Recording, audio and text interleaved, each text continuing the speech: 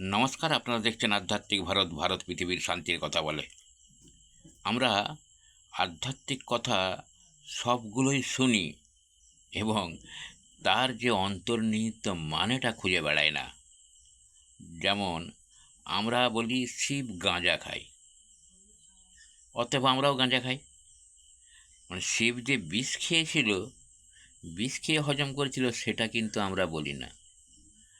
আপনি গাঁজা খান, খান না, তো শিব যে বিষ খেয়ে হজম করে নীলকণ্ঠ হয়েছিল, আপনিও বিষ খেয়ে হজম করে দেখান। তা নাহলে বলুন যে আমি একটি গাঁজাখোর। আমাদের নবী হজরত মুহাম্মদ সাল্লাল্লাহু আলাইহি সাল্লাম নাকি 7টা বিয়ে করেছিল, যদিও কেউ দেখেনি, তার নির্দিষ্ট কোনো প্রমাণও নাই।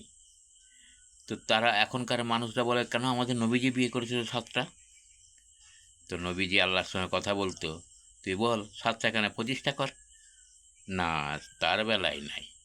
7টা বিয়ে করেছিল তো তুমি চরিত্রহীন, তুমি অন্য স্ত্রীর প্রতি আসক্ত, এটা বলো। নবীজির সঙ্গে তুলনা করো কেন? আবার আমাদের ঠাকুর রামকৃষ্ণ পরমহংসদেব মাকে খাবার খাওয়াতে গিয়ে, ভোগ খাবার খাওয়াতে গিয়ে নিজে খেয়ে ফেলত, বলতো পাগল। কিন্তু এর ভেতরের মানে আমরা খুঁজে বেড়াই না। এর মানে আরও গভীর। এই শুধু ছোট্ট পরিসরে আলোচনা করা সম্ভব নয়। ধন্যবাদ। আজ এই পর্যন্ত। সবাই সুস্থ থাকবেন, ভালো থাকবেন। আধ্যাত্মিক ভারত, ভারত পৃথিবীর শান্তির কথা বলে।